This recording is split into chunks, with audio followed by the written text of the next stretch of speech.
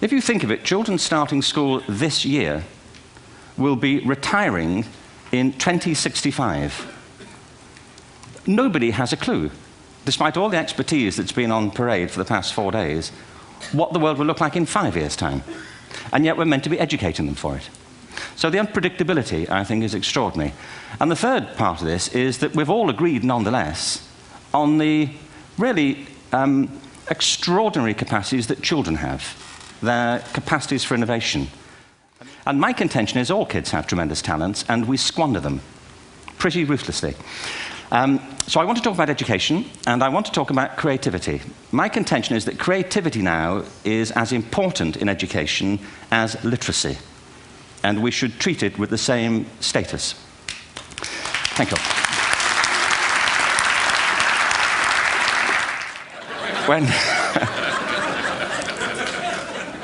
When my son was 4 in England, actually he was 4 everywhere, to be honest. I mean,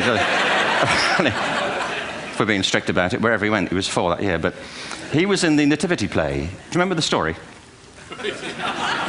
No, it was big. It was a big story. But James got the part of Joseph, which we were thrilled about. We consider this to be one of the lead parts. He didn't have to speak, but do you know the bit where the 3 kings come in? They come in bearing gifts, and they bring gold, frankincense, and myrrh. This really happened. We're sitting there, and they, I think, just went out of sequence. Because we talked to the little boy afterwards and said, you know, are you okay with that? And they said, yeah, why was that wrong? They just switched. I think that was it. Anyway, the 3 boys came in, little 4-year-olds with tea towels on their heads, and they put these boxes down. The first boy said, I bring you gold. And the second boy said, I bring you myrrh. And the third boy said, Frank sent this. What these things have in common, you see, is that kids will take a chance. You know, if they don't know, they'll have a go. Am I right? They're not frightened of being wrong. Now, I don't mean to say that being wrong is the same thing as being creative. What we do know is, if you're not prepared to be wrong, you'll never come up with anything original. If you're not prepared to be wrong. And by the time they get to be adults, most kids have lost that capacity. They have become frightened of being wrong. And we run our companies this, by the way. We stigmatize mistakes. And we're now running national education systems where mistakes are the worst thing you can make. And the result is that we are educating people out of their creative capacities. Picasso once said this. He said that all children are born artists. The problem is to remain an artist as we grow up. I believe this passionately, that we don't grow into creativity, we grow out of it. Or rather, we get educated out of it. But something strikes you when you move to America and when you travel around the world. Every education system on Earth has the same hierarchy of subjects. Everyone, doesn't matter where you go. You think it would be otherwise, but it isn't. At the top are mathematics and languages, then the humanities, and at the bottom are the arts, everywhere on Earth. So the hierarchy is rooted on 2 ideas. Number one, that the most useful subjects for work are at the top. So you were probably steered benignly away from things at school when you were a kid, things you liked, on the grounds you would never get a job doing that. Is that right? Don't do music, you're not going to be a musician. Don't do art, you won't be an artist. Benign advice. Now, profoundly mistaken. The whole world is engulfed in a revolution. And the second is academic ability, which has really come to dominate our view of intelligence because the universities designed the system in their image. If you think of it, the whole system of public education around the world is a protracted process of university entrance. And the consequence is that many highly talented, brilliant, creative people think they're not, because the thing they were good at school wasn't valued or was actually stigmatized. And I think we can't afford to go on that way. I'm doing a new book at the moment called Epiphany, which is based on a series of interviews with people about how they discovered their talent. I'm fascinated by how people got to be there. It's really prompted by a conversation I had with a wonderful woman who most people have never heard of. She's called Gillian Lynn. Have you heard of her? Some have. She's a choreographer, and everybody knows her work. She did Cats and Phantom of the Opera. She's wonderful. I used to be on the board of the Royal Ballet in England, as you can see.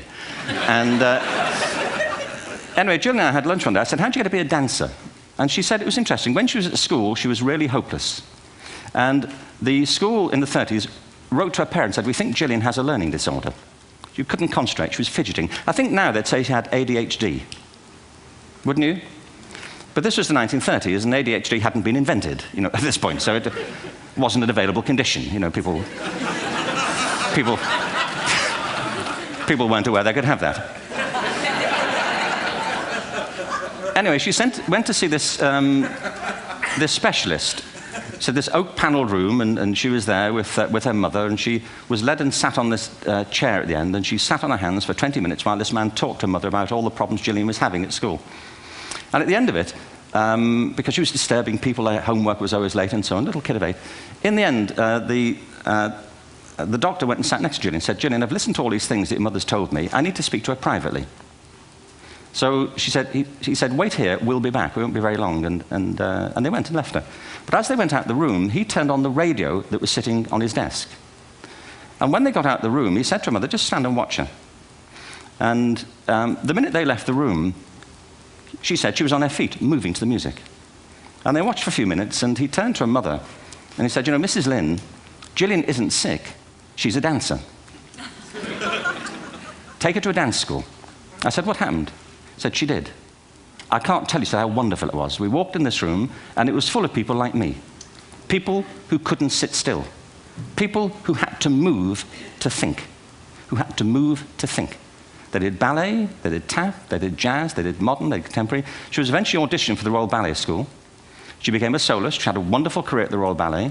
She eventually graduated from the Royal Ballet School, found her own company, the Gillian Dance Company, met Andrew Lloyd Webber. She's been responsible for some of the most successful musical theatre productions in history. She's given pleasure to millions, and she's a multi-millionaire. Somebody else might have put her on medication and told her to calm down. Now, I think